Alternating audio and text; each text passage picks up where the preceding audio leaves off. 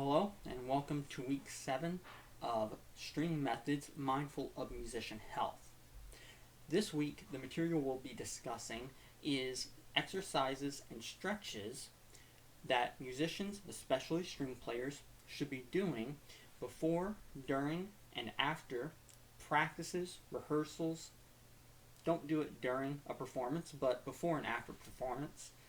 And you should do them generally whenever you can to help alleviate some of the pain you may be feeling. If you're injured, it can help with your injury, and just keep your body moving, limber, loose, and avoid locking up or excessive tension throughout your body.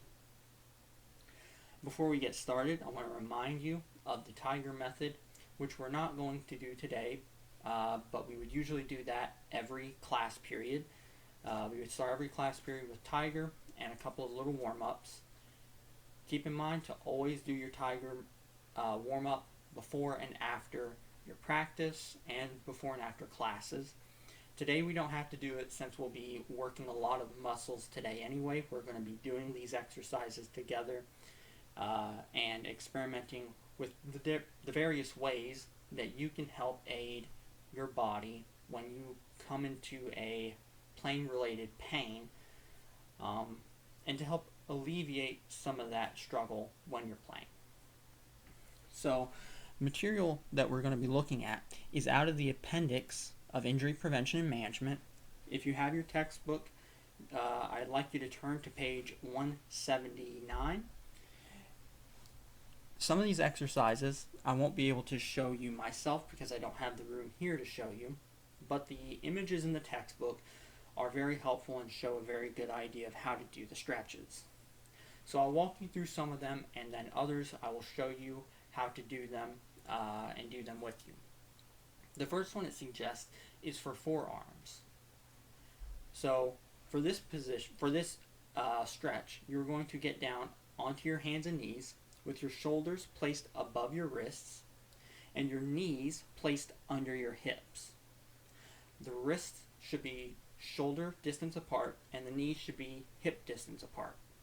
Your palms should be facing down and turned back towards the hips as far as you can without hurting yourself.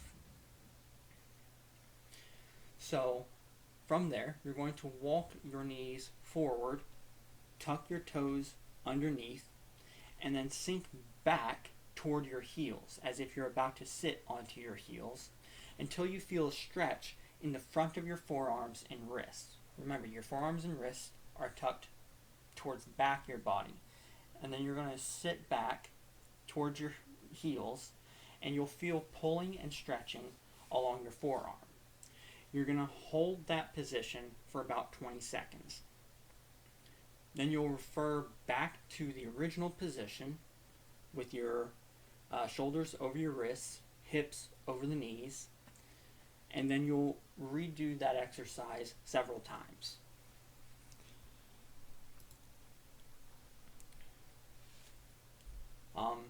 The next exercise moves on to the shoulders. Now this exercise I'll go ahead and show you. As musicians, our shoulders are often in an unnatural position. Our upper extremities as a whole are just in unnatural positions. As a cellist, I'm often in a position much like this, right? Our resting position is right here, right beside our bodies. This is resting. So anything away from resting position is going to involve movement, engagement of muscles, ligaments, tendons that can cause some strain and cause some stresses. For string musicians especially, an injury that we're very prone to is thoracic outlet syndrome, and we'll be discussing that and some other various injuries in the coming weeks. But thoracic outlet syndrome primarily deals with the shoulder. There's a point where your collarbone meets your shoulder, and if you'll feel around under your collarbone where your breast kind of meets the shoulder, you'll feel there's kind of a dip at the collarbone, and it seems as if it would be a hole that goes under the collarbone and back up the neck. That's the thoracic outlet. In that region, you have muscles, you have artery, veins, nerves, ligaments, and tendons, all of which can become compressed or strained, stretched out too much, and they will just generally cause a lot of discomfort if you're not being mindful of your shoulder health. I, for one, experience a lot of thoracic outlet pain from shoulder compression or from venous compression or nerve compression in the region. So it's important to keep these shoulder exercises that I'm about to show you in mind as you're working on your music. So for this exercise, we want to get flat against the wall, right? And we're going to stretch out one arm all the way out, and the other arm we're going to keep in a kind of relaxed position and place it against the wall. So with the arm that's relaxed, keeping this arm outstretched and flat, we're going to push away from the outstretched arm. And we're going to feel a pull in the outstretched arm and in the shoulder. Some of the pull will happen in the back of the shoulder at the shoulder blade. Some will happen in the front around the thoracic outlet. And you'll also feel some pulling down the forearm, the biceps, and the triceps, but most of it should happen in the shoulder. You'll hold that position for 20 to 30 seconds, and then you'll switch arms as such, and push away, and you'll feel the same pulling happening there as well. You'll hold it for 20 to 30 seconds, then return. Now, to keep in mind, while you're doing these stretches and exercises, there may come a point where you feel a sharp pain happen. Especially if you already experience playing related pain or injury, you may feel pain happen during these stretches. And I advise you, and I'll say this several times, if you feel pain, stop what you're doing, evaluate. Think about where the pain's happening, think about why it happened. Did you stretch it too far? Is it something that's happening during the whole stretch? Assess it. If it's not happening during the whole stretch, you may wish to try the stretch again, but not go as far with it. Just go up until before you remember where the pain started, and that's fine. That will still engage stretching the muscles and ligaments in that joint, and you'll still get some benefit out of it. If you still feel pain, stop and don't do the exercise. There are exercises that you could probably find to replace that one and still be able to get your work-ins done. So the next exercise I want us to do is for neck stretches. As newer string players, a lot of you may have very stiff necks as you're trying to alternate between focusing on where your fingers are landing on the fingerboard, how you're bowing, the music on the stand, and me conducting. There's a lot that string players have to focus on when they're newer. As you develop your string skills, the fingerboard stuff will come as second nature, and the bowing, you won't even have to think about it half the time, and you'll be able to keep your eyes on the music and on the conductor. But in the early stages, your neck is stiff trying to focus on everything at once. So we want to keep our neck loose. This exercise will help with that. Very simple exercise. You can do it anytime. You can even do it during class if you start to feel discomfort. So sitting in a comfortable position, you want to tilt your neck forward, and not so much to the point where you feel pain. Just let it kind of fall forward, relaxing. Bring it back up. Then bring it off to one side like you're going to touch your ear to your shoulder. And you'll feel some stretching right in here. Then you'll go to the other side. Same thing, stretching in this area. Return, lean back. You'll feel some stretching here, and you may even feel some in the top of your shoulders. And return. Then you want to rotate your neck. When you do the rotation exercise, I want you to leave your neck in a relaxed position. Don't use your neck muscles to turn. Use your hand and turn your neck with your hand until you feel that stretch and pull. And you'll do that to both sides. and then you'll return.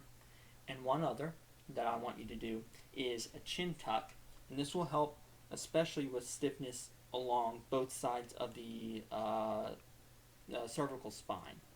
So you're going to use your hand, press against your chin, kind of like you're giving yourself a double chin.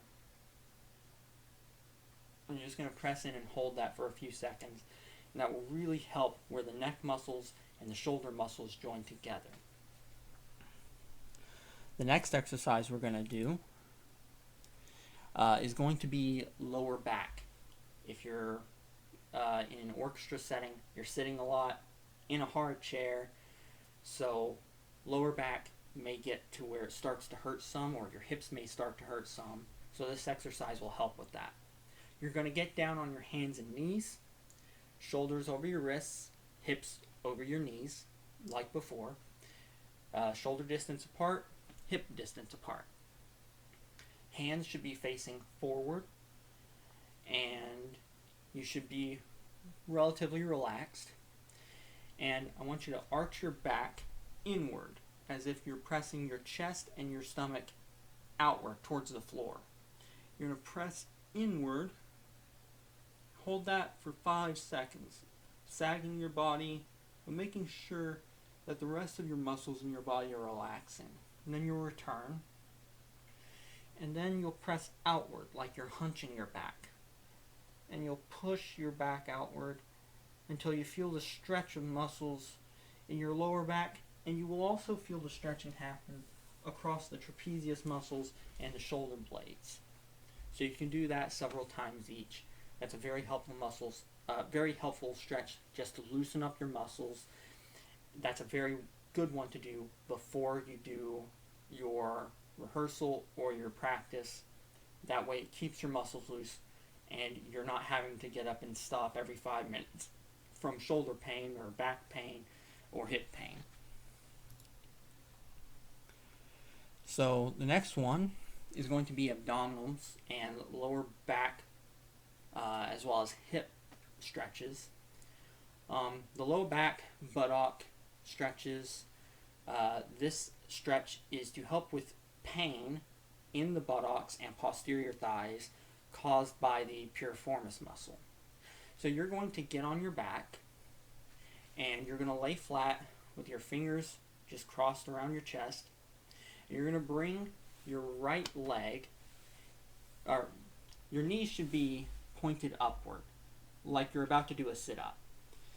So as they're on the ground in a V shape as you're about to do a sit-up, you're going to bring your right leg and rest it on your right knee, or on your left knee, sorry. Bring the right leg, rest your right ankle on your left knee. And then, from there, you're going to grab around your left knee, the knee that is still on the ground. You're going to grab around the thigh below the knee, and your elbow should be against your right knee. Use your elbow and push against your right knee. Alternatively, what you can do, get in that position, both legs, feet on the ground, as if you're about to do a sit-up. Bring the right ankle onto the left knee and just push the right knee. You can just push it. You could also do butterfly stretches.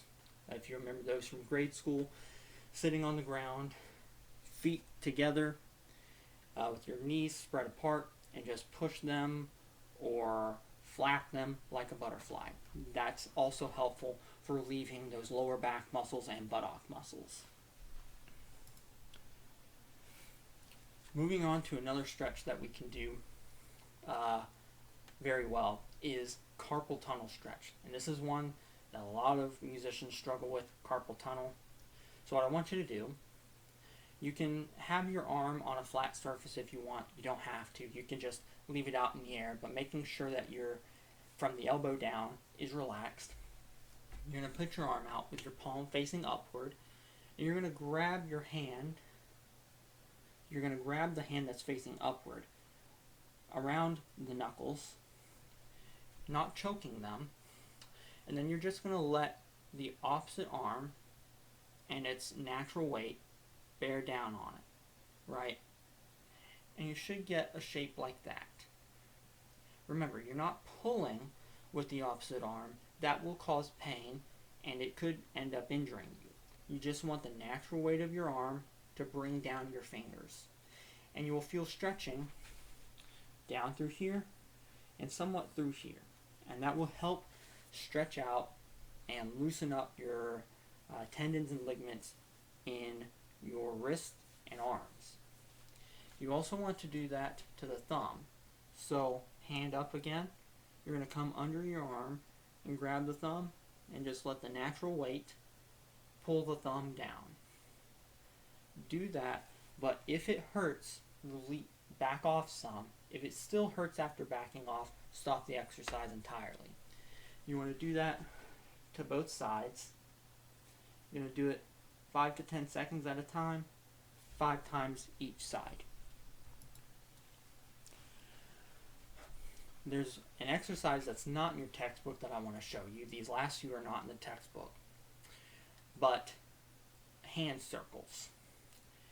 If you have a flat table that you can lean your arm off of and then have your hand dangle off the far end, that's the best way to do this. If not, you can just grab your arm towards the wrist. That way the arm that you're exercising is relaxed. So you want to relax your wrist. You want to be limp-wristed, shake it out, make sure it's loose. And make sure that the rest of your arm is relaxed. And then you just want to circle your hand around several times. And you'll do this in counterclockwise and clockwise. This again helps with the condition that musicians face, carpal tunnel, de Quervain's tendinopathitis. In the previous exercise, grabbing the thumb and pulling it down will also help with de Quervain's tendinopathitis, Dupuytren's contracture, various injuries. You'll do all these exercises on both sides. I know that sometimes some instruments may have more emphasis in one hand or one extremity than the other, and so some musicians may skimp on doing these stretches and exercises for both sides, but they're not doing themselves a favor because those ligaments, those muscles, those tendons are still active and engaging. So you want to make sure you give proper treatment to both sides. So that was the circle exercise, making sure that you're doing the circle. Some of you may not be able to get a large circle, and that's fine. If you can do a small circle, that's fine. Larger circles may cause pain for some of you. So remember, don't do it where it hurts. Do it where it's having a slight stretch and where it's comfortable. Okay? Last two exercises we're going to do involve a ball. Okay? 2 different balls that I want you to get if you can. You can get them at the Dollar Tree very cheap. A soft squishy ball, kind of like this one, aired up. You can get one at Dollar Tree pretty cheap. And you're going to press it against a wall, a solid surface, and you're going to roll the ball around. This exercise helps you work the ligaments and tendons and nerves from the elbow down. This particular exercise helps with something that cellists and bassists especially struggle with, ulnar nerve entrapment. We get a condition where the ulnar nerve, which runs along the pinky side of the arm, gets entrapped and we end up with tingling or numbness in the left side of our hand or left side of our arm. So this especially helps in making sure that we're keeping everything towards the elbow loose. While you're doing this exercise, you can feel pulling and stretching as far down as the elbow and even past the elbow. So that's why this exercise is particularly good for the elbow, because it's really working the elbow out. You also want to try to do brush strokes, up and down, and side to side. And make sure that while you're doing these, that your arms aren't coming into each other, but that they're out, just as if you were playing your instrument. Your elbows away from your body. The last exercise I want to show you is not so much an exercise as it is a relief mechanism. And this is something that we'll talk about more as we get to injury treatment, but I wanted to show you this today. With a hard ball, something like a softball or a cricket ball, if you have pain or tightness in your shoulder, at the top of your shoulder, or down towards the trapezius, or anywhere along your back, or even in your neck, what you can do is take that hard ball, get against a flat surface. For me, I have a lot of pain at the base of the neck and top of the shoulder. So I'm going to take that hard ball, I'm going to squat down a little bit, and I'm going to pin that hard ball between the spot that I'm wanting to relieve and the wall. I'm going to lean into it until I start to feel a bit of a press. The hard ball will give kind of a little bit of a painful press. Once you start to feel a little bit of pain, back off some, right? You only want to feel pressure from the ball, and then you're going to roll around on that ball. As string musicians, as I said, our shoulders are often in unnatural positions, and we're often prone at early levels to lock up. Our shoulders may get stiff, neck gets stiff, back gets stiff. So this exercise helps to relieve those muscles and help release them from a stiff or locked up position. This also helps work oxygen through the muscles, and it helps keep you loose and limber. You can do this even if you're not feeling pain, and it will still be very beneficial to you and prevent those locking up issues or those stiffening issues. So, keeping those exercises in mind, you can rewatch this lecture video, try these things out in your practice time. If you have a specific pain that you're struggling with or stiffness in a specific area in your body, you can try one of the exercises that relates to that body part. Again, I want you to experiment with the methods I give you and the methods that you find in your own research, and I want you to find what helps you most. Find what solves the problem that you're experiencing in your body, okay? If you get to a point where you're still struggling with a lot of pain and nothing seems to be helping with it, and you've tried rest, ice, compression, and elevation, you've tried over-the-counter medicines such as NSAIDs like ibuprofen or aspirin, and nothing seems to help, I suggest that you, at that point, go see a physician and make sure that you get it checked out, because the earlier you get your plane-related pain or injury examined, the more likely you are to be able to recover from it. If you take too long to get it looked at, you're going to end up prolonging the injury, worsening the severity of the injury, and putting yourself in a position where you may be decommissioned from music for several months at a time. And as musicians, we don't like being taken away from what we know best. So take care of your body, use the methods I'm giving you, the methods you know, the methods that you'll learn, and find what helps you solve the physical challenges that you have in your playing experiences. Remember to do your tiger exercises before and after, and remember, if it hurts, stop doing it and reevaluate what you're doing. Thank you, and have a great day.